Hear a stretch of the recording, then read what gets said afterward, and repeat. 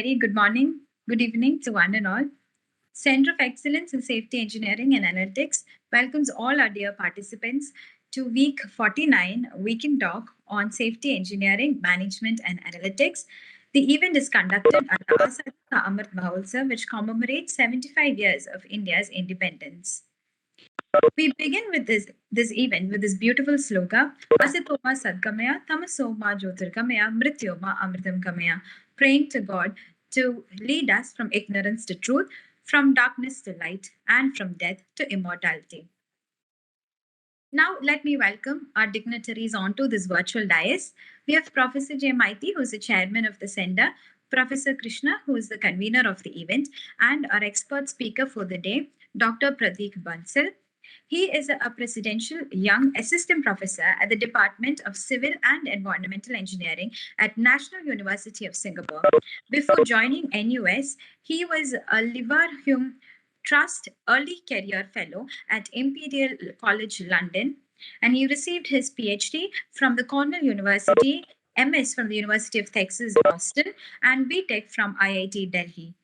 He is interested in creating methodological innovations at the intersection of Bayesian machine learning, econometrics, and computational psychology to address challenging questions in travel and consumer behavior modeling and traffic safety. He aspires to advance the field of travel and consumer behavior by calibrating the newly developed models with the emerging experimental datasets collected using virtual reality, eye tracking, and EEG.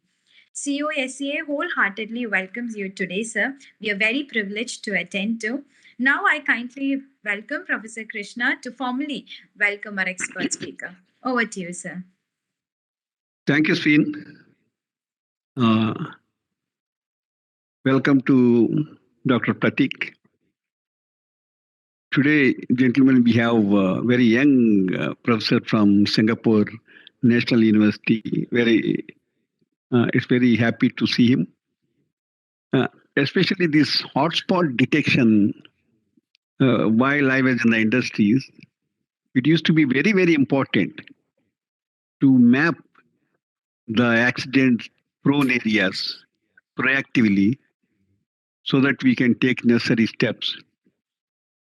Even in all the governments spot the hotspots of the road accidents.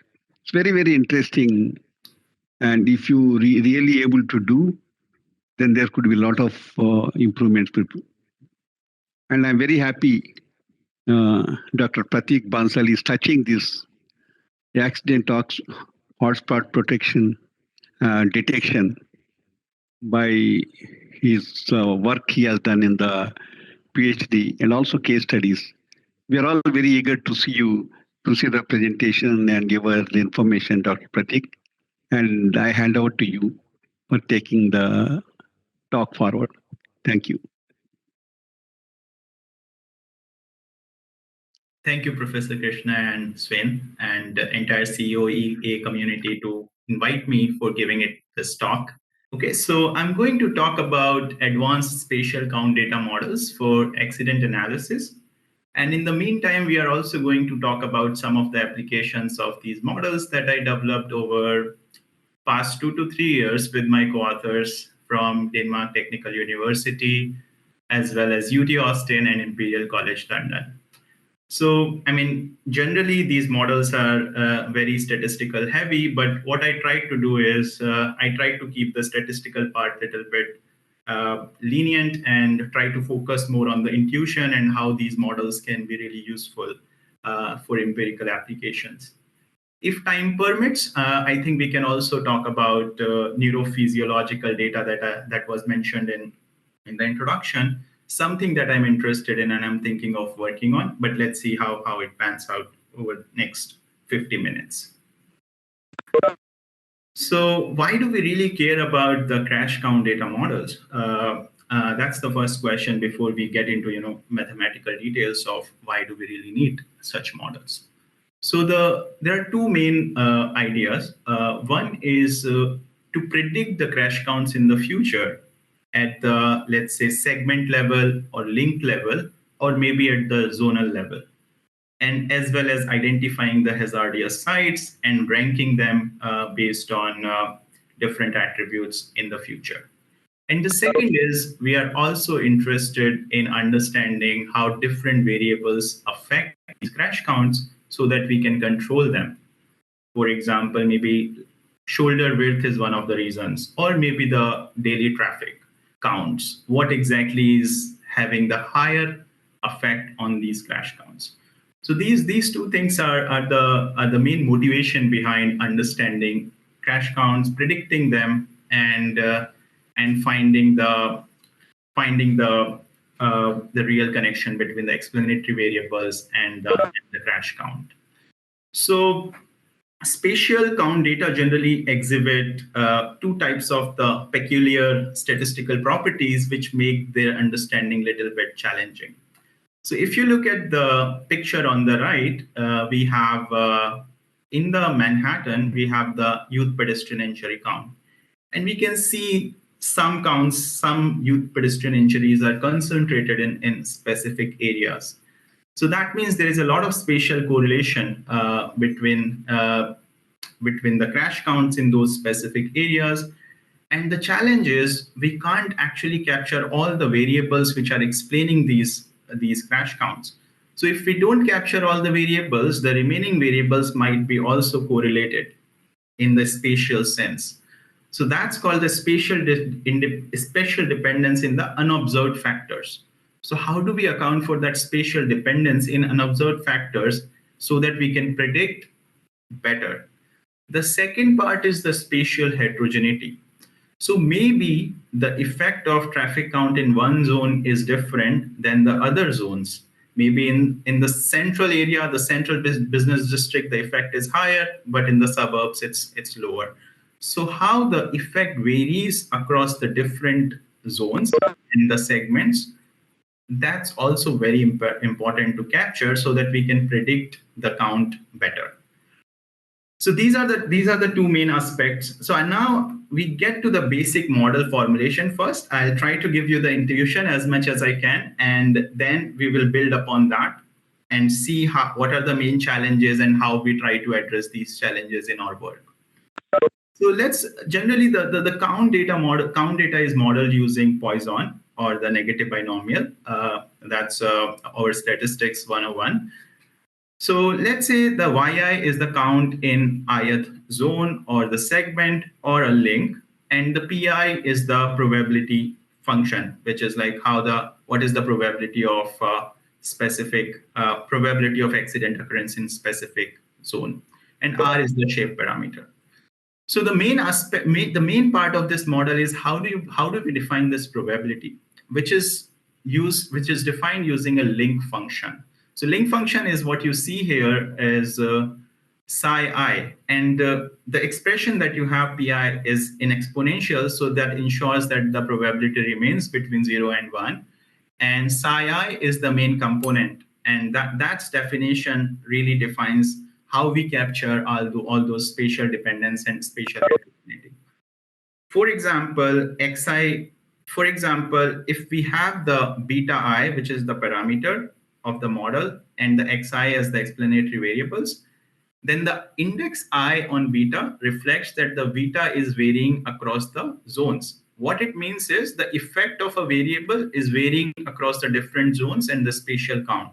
And how we define it, I mean, one way is we estimate the one parameter for each zone, but rather than that, to make the specification a little bit more parsimonious, we define a normal distribution on this parameter. So this is beta I, we define as a normal mu comma sigma. One can define a fully non-parametric distribution on this as well, and that's doable. That's not a problem. The other aspect is phi I, which is the unobserved term. So as I mentioned, we need to define the spatial dependence among the unobserved terms so that we can actually predict the counts better. And to do so, there are many ways to do it. Basically, one is the spatial autoregressive model, conditional autoregressive model. What we use here is the matrix exponential spatial specification. So to get the intuition of what's happening here is the W, let's say if there are 100 zones in the city, the W is the 100 cross 100 matrix, which captures the kind of possibility of the correlation of the spatial correlation. So W in a specific area will be higher if the zones are contiguous, if zones are closer. And tau is the parameter which captures the extent of the correlation. And phi and epsilon are the random terms. So this is how we take care of generally the spatial heterogeneity and the spatial dependence in the models. So this is fairly state of the art. All the accident analysis papers who do the count data modeling, they start with this. Now, as we discussed, this is how we model different aspects. What are the remaining challenges that we try to address in our work? So if you look at the psi I, we have specified it using a linear link function. It's a linear specification of x beta I. But there is a possibility that the specification might have a very different type of interactions between variables, and then they affect the probability and the actual count that we observe. So how do you make this specification search data driven while accounting for all these spatial dependence that we have? The second aspect is we have seen that the effect of the variables changes over time, over the years. How do we account for that time varying effect of this beta? So if you think in mathematically, how do we put the index beta it there so that we can capture the variation in the counts, accident counts over time? So that's fairly challenging, especially when we have these spatial dependence. It makes things very complex. And these models are really, really challenging to estimate, especially with the frequentist approaches, the likelihood-based approaches. So generally, the Bayesian approaches are developed for estimating these models. So to address these challenges, I wrote 3 papers with different co-authors. One is on the specification search that I'm going to briefly talk about. And another is how do we introduce time varying parameters in these models, and what does that really mean, and how does it improve the understanding of the crash phenomenon? And finally, how do we estimate these models in a computationally efficient way? So we actually make them 50 times faster on a regular computer by making some statistical manipulations. So I'm going to briefly talk about all these things more at the higher level rather than going into statistical details. So the first thing is, why is it complicated to add the automatic specification search? These days, you might be aware that, there are support vector machines, neural networks, deep learning architectures. Why can't we do it so easily in this framework? Well, we can do that, but there is a spatial correlation to handle, which is very important. And the off-the-shelf machine learning methods cannot account for spatial correlations. The second challenge is, even if you use these ML methods, it's difficult to create the confidence intervals in your parameter estimates, which is very important. The second and the third and the last thing is, most of these methods do not allow to incorporate the semi-parametric specification. From what I mean is, they keep the specification fully flexible, but sometimes we may want to include some of the parameters in the linear form as well, because we know that this is how it is. So these models generally do not allow that. So how do you actually capitalize on the machine learning developments as well as use the existing models and develop a method which can help us in searching the specification automatically? So what we propose in this is we develop a semi-parametric specification which can have 2 parts. One part is the Bayesian additive regression trees, which I'm going to talk about. And the second part is it can have the linear link function as well. If you want to put a random effect, the beta to be random, and allow the effect to vary, but have the specification to be linear. And it can also capture the spatial dependence and correlation. And we develop a Bayesian inferential framework on how do we estimate models after specification. Because specification is easier, but estimation becomes a nightmare with these models. So what is Bayesian additive regression tree if we think about it? So it's a in sum it's a sum of the trees, as it says, additive regression trees. Then what is the tree? So if we talk about the tree, let's consider the example of two variables in that link function that we discussed, x1 and x2. And what we want to see is if the x1 and x2 in certain range, what is their contribution to the probability? That's all we want to know. So what it does is it has decision nodes and the terminal leaf nodes. So in this example, we have two decision nodes, x1 less than 0.7, x2 less than 0.4, and three terminal nodes, mu j1, mu j2, and mu j3. And what we can see is x1 is less than 0.7, then the contribution of x1 to the psi I that we have seen in the link function is mu j1. And otherwise, if x1 is greater than 0.7 and x2 is less than 0.4, it is mu j2. So it kind of creates that partition of the space of the predictors automatically. You don't need to create that partition. For example, it is not necessary that if the shoulder width increases by 1 unit, then the crashes will decrease or increase by a specific amount on the road. But it is possible that if the shoulder width is above certain threshold, then there the effect kick in and the crash counts may increase or decrease. So all these partition that decision makers have to made manually when they input the variables, Bayesian additive regression tree can make those partition automatically. It learns the decision rules automatically. We don't need to specify that this is how we should partition the predictor and then create the dummy variable and then put in the model. They automatically do that. And this is the example of one tree. And we actually sum all these trees and put it into the link function. And it can also capture not only the partition, the predictor space, while it is kind of a step function, so it captures the non-linearities, mean, and the interaction effects.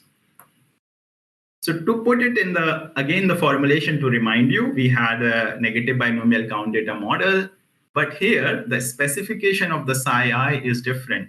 Here you can see GI, which is your base, the regression tree function, and Fi transpose gamma is your linear part. For example, if we want to have some predictors which we want to pass as a linear function, or maybe a quadratic function, we can do that.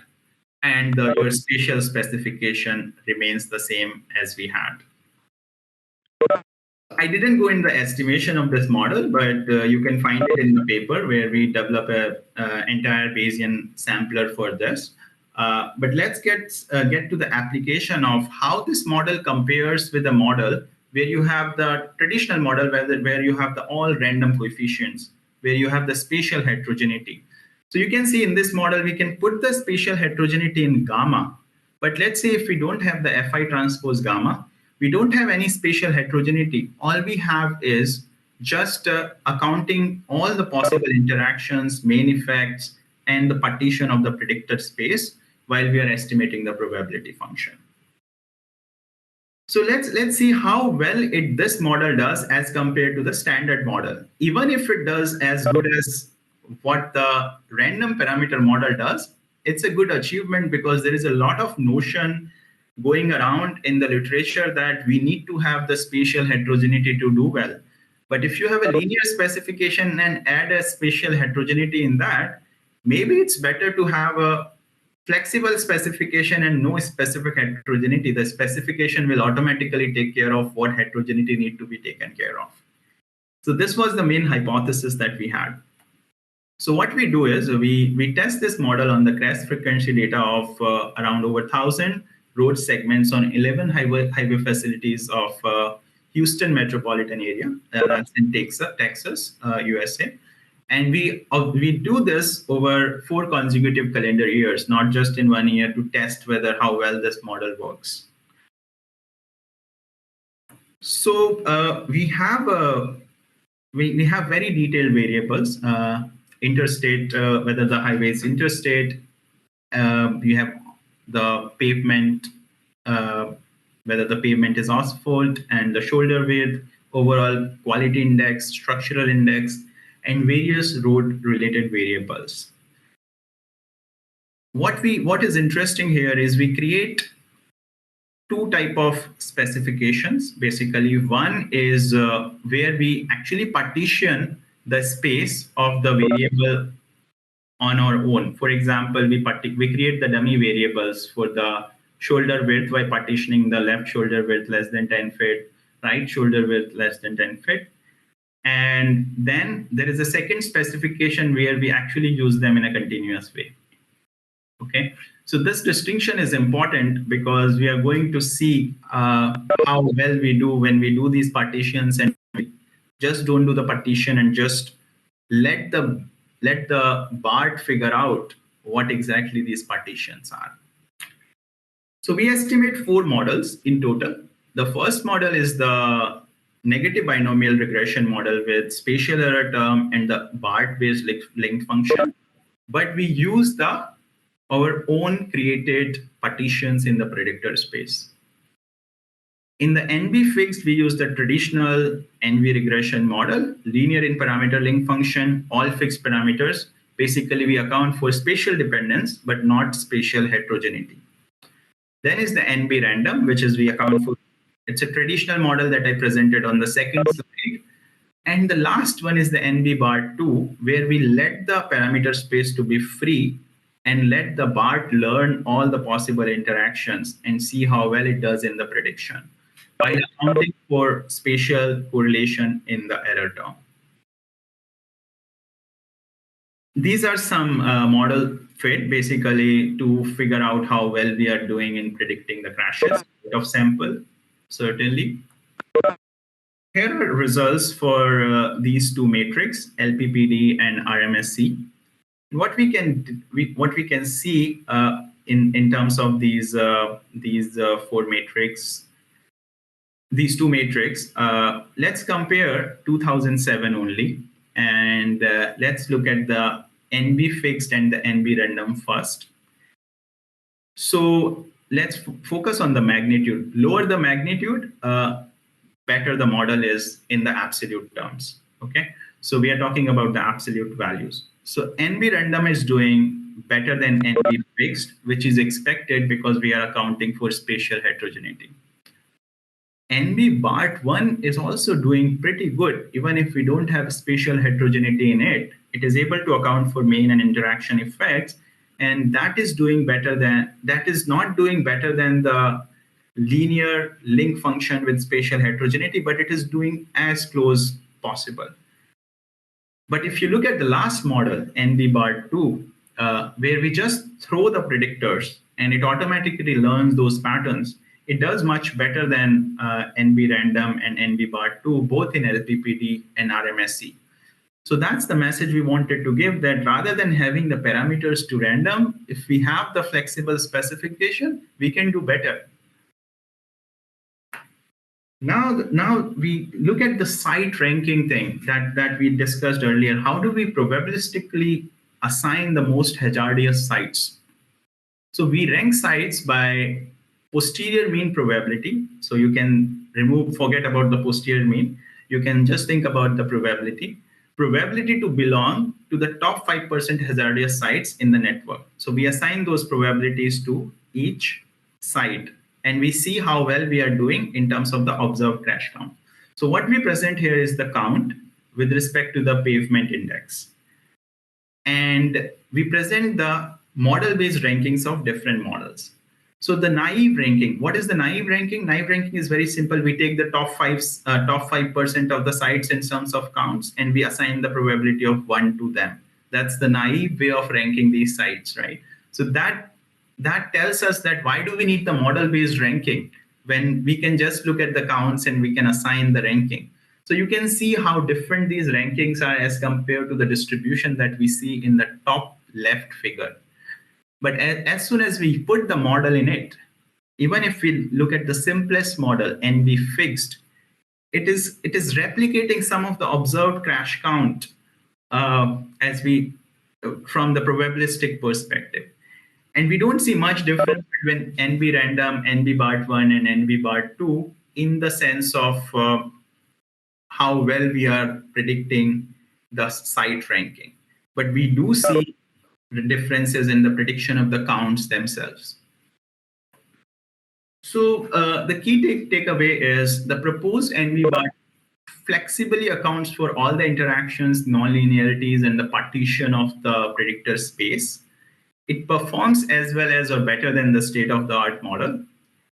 And if predictive performance is the most important thing, then we can go with NB BART, just throw predictors in there and estimate it with the Bayesian hierarchical sampler that we have developed, and we will be able to do the job.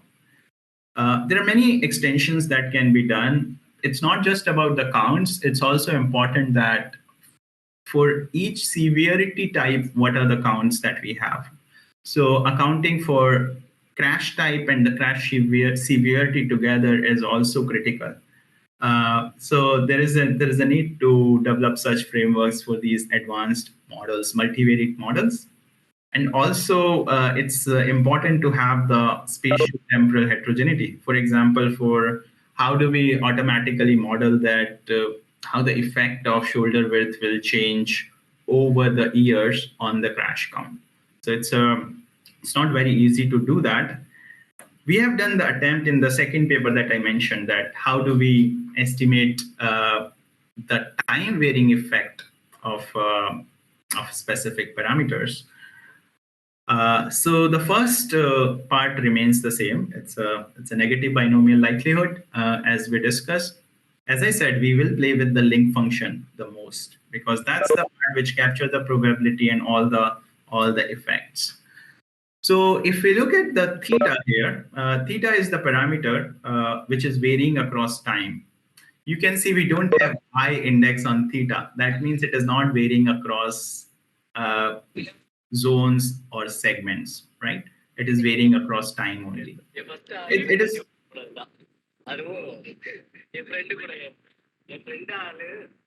It is challenging to have a specification where parameters varying across the zones and the time. So we tried to take a simplistic approach, I would say a little bit, where set of parameters can vary across specific zones, which is gamma I, and theta t is some of them can vary across time. Can we develop something where the parameters can vary across space and time? It is possible. It's something that can be done, but it requires a lot of work, and which is something we are thinking of doing next.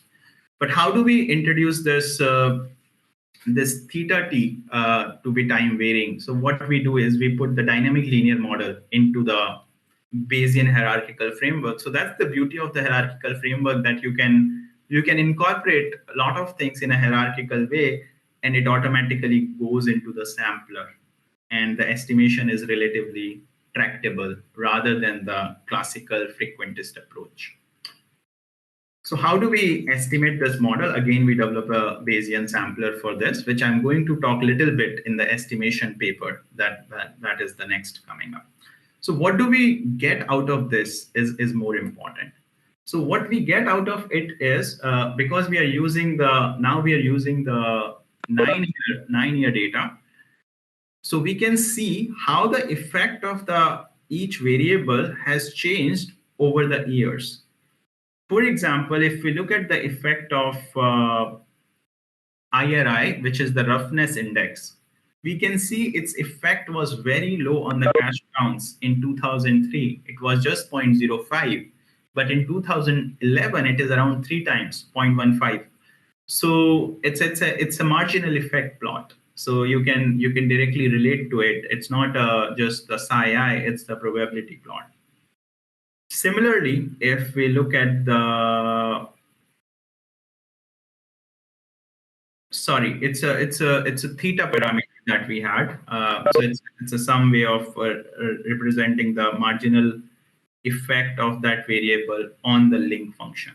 Okay, so this is what it is, and it is varying across time. Similarly, if we look at the effect of traffic percentage, whether the segment is in the rural area or shoulder type, the effect didn't change much over time. But we see clear pattern for the total shoulder width and the imposed speed limit, that there is an increasing trend in the effect of these variables on the crash counts. So with these type of time varying parameter models, we can answer these questions easily. Now one can question like, oh, we can estimate each model every year and estimate and do the same thing.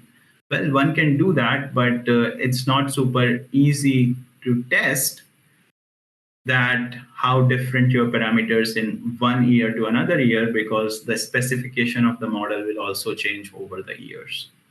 So that is why it is important to model them in an integrated way with the time varying parameters. Okay, so the last part of the presentation, which is about the how do we develop the computationally efficient estimators for these models. So I've been talking about that we are using Bayesian estimator. So what do we mean by Bayesian estimation in sum? So we observe the data y, right? And we want to estimate the parameters theta. But what Bayesian says that, okay, there is a probability density function of this parameter conditional on the observed data.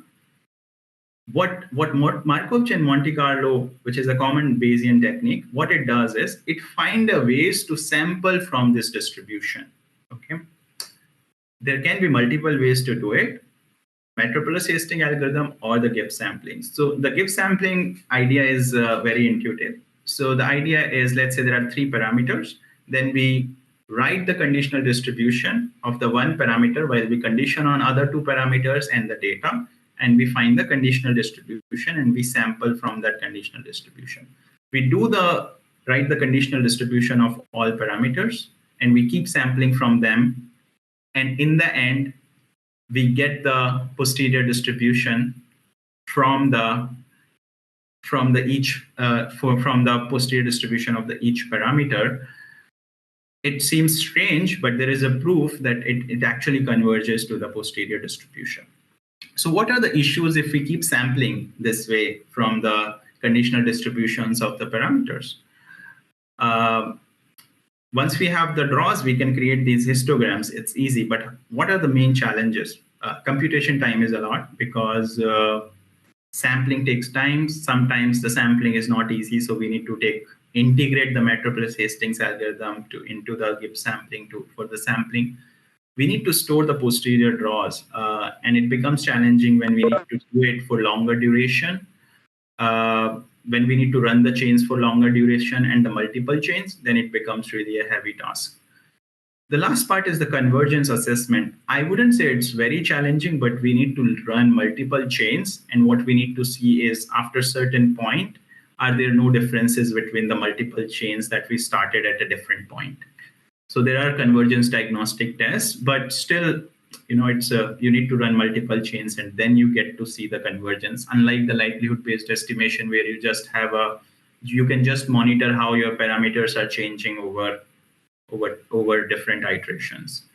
And when parameters are correlated, we end up with the serial correlation issue as well.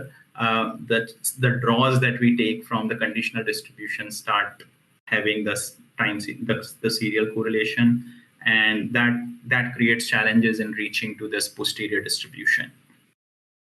So what we are proposing is the variational Bayes, which is a new approximate Bayesian inference technique, which has I think taken off in last 5-6 years, and it has been used in traditional models a lot.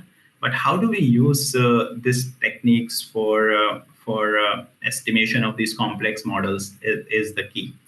So what this technique does, rather than sampling from the posterior distribution, it says that, okay, let's assume that this distribution looks like some parametric form. It can be a normal distribution. You can assume it a mixture of normal distribution and a log normal distribution. And let's try to approximate this posterior distribution with this parametric variational distribution. And when we do this, it actually becomes an optimization problem rather than a sampling problem. So that's the main beauty of the variational Bayes, that it casts the sampling problem into an optimization problem. And as soon as we convert it into an optimization problem, it is just like a maximum likelihood with the advantages of Bayesian. So this is the best of both worlds. We will see the issues with this as well briefly, but there are a lot of advantages of using it. So it reduces the storage requirement. The convergence assessment is straightforward. Serial correlation is no longer a concern because we are not dealing with sampling. And it's scalable because there are even stochastic variational ways which can handle large scale data sets, unlike the traditional MCMC. So we develop a fast estimation of count data models with spatial dependence and spatial heterogeneity. Well, we don't develop it for the NB BART, which is the first modification that we made. It's fairly challenging, something to do in future. So this is the model that we discussed in the beginning. We developed this variation inference algorithm for this model. The main challenge that we encounter when we work with the negative binomial is the issue of the conjugacy. So as I mentioned, we need to write the conditional distribution of the parameters. And if the conditional distributions are not of the known form that when we derive, we find don't recognize the form of the conditional distributions, then it is difficult to sample from those distributions, right? So that means we don't have the conjugacy in the model. So to bring that conjugacy, where we know the form of the conditional distributions to sample from, or to estimate the variational inference to approximate by the variational distribution, what we do is we introduce some polygamma distributed auxiliary variable. It is also a relatively new technique. Now it has been picked up in the past 4 or 5 years, but we integrate this polygamma data augmentation into this model so that we can make the conditional distributions to be really something which are easy to draw from. And the variational inference problem also becomes simpler by doing this step. So what variational inference does is it minimizes the probability distance between the variational distribution, the parametric distribution by which we try to approximate the posterior, and the posterior of the interest. Now the most difficult part is, how do we choose this variational distribution when we have no idea of the posterior of interest? So generally, various combinations of the Q are chosen, and we see which one does better in out of sample. The other issue is there are some parameters for which it doesn't work well. So we need to have some parameters having some non-parametric distribution, and other parameters some parametric distribution. With non-parametric distribution, what we mean is we create a grid and we put the probability mass on that grid on the space of those parameters. And for other parameters, we do the parametric distributions. So how do we combine these two type of distributions when we assume a variational distributions is what we have to do in this case, because there was no getaway, and we call it integrated non-factorized variation inference. So this is the algorithm that we developed in the end to estimate this model. So let me quickly go to the application of what we have seen in the beginning, that how well we do with this new method. So we benchmark this INFBB against MCMC in a simulation and an empirical study, but I'll just present the empirical results here. So it's a youth pedestrian injury counts in 600 census tracts in Bronx and Manhattan over around 10 years. And the variables that we have is related to daily traffic count, fragmentation index, and the proportion of the African American households with poverty status, and the various other related variables. So how well this INFBB does? it takes just 3 minutes instead of 136 minutes that MCMC takes. So it's almost around 40 to 45 times faster than MCMC on just a regular computer. We are not even talking about the clusters. Yeah. And if we look at the goodness of fit score, so we did 3 goodness of fit score here, and we can see it is almost doing as good as MCMC. So there are not substantial differences in the goodness of fit. If you look at the confidence intervals, which are credible intervals, they are overlapping. So we don't have enough evidence to really reject the hypothesis that both are equal. How do they do in terms of recovering the parameters? So if we look at the effect of the proportion of African American on the count, what we have here is basically the parameters of that link function, and these parameters have a distribution. You can think of it as when you estimate a regression model, you get a parameter and you get the standard errors. This is the normal distribution with those parameters and standard errors. This is the analogous of that intuition in the Bayesian sense. What we see in the blue is the MCMC, and in orange it's INFVB. We can see for mean parameters it is doing as good as MCMC. But we can see for other parameters, some of the parameters, MCMC is much more spreaded as compared to INFVB. So what it means is INFVB is sometimes underestimates the standard errors, basically, the spread. And if it underestimates, then it might give you higher confidence in a biased sense. And this is now a well-known issue, but still, I think it is a very useful exercise because you don't estimate the final model at once. You have to estimate 100 models before you reach to the final model. So INFVB can give you the right estimates. So you use the INFVB for those 100 models, and in the end, finally, you use your MCMC to get the correct standard errors. So this is the main idea here. If you look at the predictive youth pedestrian injury, MCMC and INFVB does pretty much equally well. So this method is good in prediction, recovering parameters. Only issue is the standard errors sometimes are relatively lower, and the way to handle this is run MCMC for once you find the final specification.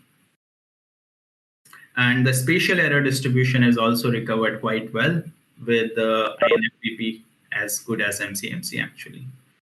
So we develop a method which is 45 to 50 times faster than MCMC on a regular computer. And it offers similar estimation and predictive accuracy.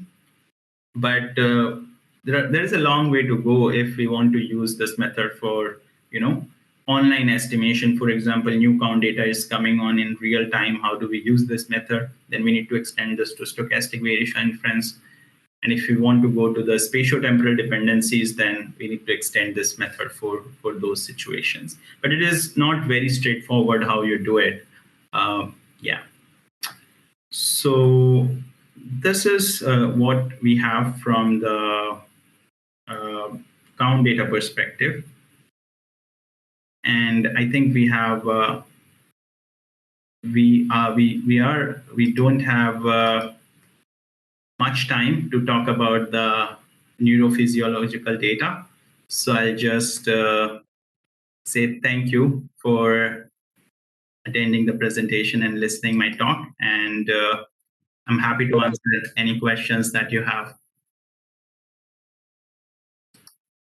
Thank you so much, sir, for this very interesting talk. You have given us a lot of information within this short span of time. Now we have a few questions in the chat box. The first question is, how to decide the spatial weight matrix W inside the expression of epsilon? Is it queens 1 or 2 or more? Yeah, so there are 2 or 3 common ways to define the weight matrix. One is we can take the 2 nearest neighbors and 3 nearest neighbors and do the sensitivity, how well the results are how results are consistent. The other way is we can do it distance based as well. If two zones and the segments are far, then in that case we can put the lower amount of the weight for those two zones. So these are generally two ways, but we need to do the sensitivity analysis by using different weight matrices. There is no easy answer. We need to do and test and see what works better in practice. Thank you, sir. Now, the next question is, how can we use NB-BART model in NLP for text analysis and topic modeling? For topic modeling, I think I haven't really came across the use of BART for topic modeling, but if you are working with any linear function, and if you want to make that flexible in any part of the modeling, you can use BART. But I don't know if people have used BART for NLP yet. So yeah, I am not aware of this direction of research as of now. Thank you, sir. Another question asked by the participant is how to test if two continuous variables are spatially correlated. Yeah, so the easier way is you create the sort of one way can be that you take difference of them and plot and see how the spatial correlation look like. Like the spatial plot will give you the initial understanding, and you can also do the spatial correlation tests. Easy tests are there to do the test whether those variables are spatially correlated or not. I'm not.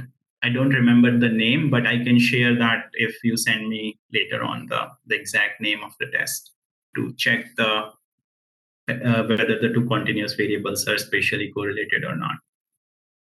Okay, sir. Thank you. Now let me take the last question. Variational interference generally underestimates the parameter variances or standard errors. In your work, did you encounter this issue? Absolutely. As I mentioned in the end, we had this challenge, but not so bad actually. This is indeed a fact now that they do underestimate the parameter variances, but not for the mean. Generally, when we look at the variances, the variance of the variance, that is badly done. But if we look at the means variances, that is very well recovered. And as I said, variation inference cannot, I wouldn't still recommend variation inference to be used for inference. In the end, we need to run MCMC for the final specification, in my opinion. Thank you, sir. And thank you so much for attending to the questions. The participants is surely benefited. Thank you so much. Now I kindly request Professor Maiti to formally give up the vote of thanks. Yes, thank you, Swin. Thank you, Professor Bansal, for your excellent presentation, particularly the complex mathematical issues representing in a understandable form to the audience. Our audience is heterogeneous in nature, like your spatial heterogeneity. Our audience from different sections. Some are from academics, some are from industries. So our academic students as well as the professors, faculty members, they are definitely extremely benefited out of your presentation. For the practitioners, I have two queries from you. In the prediction model, you have used several, I can say, variates, covariates, or you can say the predictors. Now, from the predictor significance point of view, and if you please, I'll tell some of the what way we can rank, which one is coming first, second. Right. So what we can do is, sorry, I didn't present that, but this is a good question. What we can do is we can actually compute the elasticities. That's the one way to do that, that how changing those variables are affecting the count data. So that's a one way to do it. Other is yeah, so that's one way. But if there is a BART, then in the BART there is another way to look at the variable importance, which is not a great way to do it. So what proportion of the times they enter in that decision rule for the predictor space partition. So that's how also you can find out how important the variable is, that its predictor space has been partitioned. But the notion of the elasticity and the predictor space partitions are two different things in a sense. There is no real correlation. But yeah, I think elasticities are better from a practitioner perspective. Yes. So that subsequent question, basically what actually, based on my industry interaction, I used to get a lot of basically request that can you predict our accident, and be it in plant road or maybe workplace. And then when we use some of the prediction model, starting from traditional model to the advanced model, including the variants what you have mentioned today, particularly related to negative binomial regression and its variants, including the Bayesian counterparts. The most of the times, the prediction what we get, we see that means even without using these models, they are more or less able to tell that, okay, this is the number with little variability going to happen. And in that particular situation, what happened, we are usually not able to convince the client that, see, this model is required, otherwise you may fail in certain situations. If I consider this, is there certain specific situations where you recommend such advanced model, and what are the situations where you recommend that let the traditional, even the frequency count based models, simple models also will be useful? Right. No, that's a great question, and I think when we work with Department of Transportation in the U.S., they also come up with these questions, and it's a fair question that why do we need the complex models? So I think what I should have done is I should have also shown one situation when we don't account for spatial correlation, and what happens when we don't account for spatial correlation, and we will see a substantial difference. So to answer your question directly, I would say when the segments are or the zones are really contiguous, then in that situations we really need to work with the spatial correlation. But if you have one zone here, other zone there, and then there is no point of using the distance-based spatial correlation matrix and really coming up with these complex models. But if there is a contiguous areas and you're partitioning it into different zones and working with the count data modeling or even the linear regression type modeling, I think spatial correlation really does make a difference. Great. Yeah. Yes, there could be many more questions, but I don't want to extend these things. Very interesting talk. It's basically, in the research point of view, I am 100% sure our participants are heavily benefited. And also for the practitioners, there are issues that here, at least from this talk, I think my industry friends, they can understand that there are a lot of complex mathematical issues, which also need to adopt some times to get the better results. And CoE-SEA wholeheartedly thank you for your acceptance of our request, as well as telling such a complex issue in front of heterogeneous audience convincingly. Definitely, you will do a lot of work in future with many publications. We are very young, and Most of the times, basically, as we are much senior to you, we are now facing only one problem, that the implication of the findings as well as the policy, making the Yes. policies. So Yes. if you, in future, if you can give us some such talk to our research scholars, not in the weekend talk, Yeah. and that I invite you in this forum. So we are looking for from your side some more lectures to our Absolutely. research scholars, because this is a very complex model. All these things are very, very complex. It's not at all easy to understand. Yes, yes, yes. I'll try my best. And yeah, as I produce some new work that I'm doing right now with my students, I'm building up my research group as well. So yeah, I mean, if students who have keen interest in statistics, I have PhD positions as well. So that's also another announcement that I would like to make. Yeah. So thank you, Dr. Bansal, and I thank Suin and other moderators.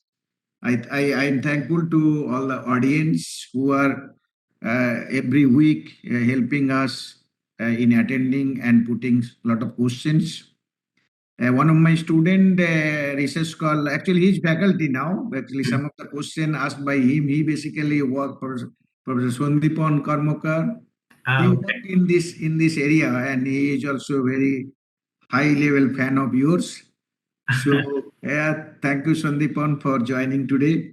Thank As you, well as Sandeep. all other participants, we are extremely thankful to you. And now, formally, we close the session. Once Thank you. again, thank you, Dr. Bansal. Thank you very much. Thank you, Professor Maiti.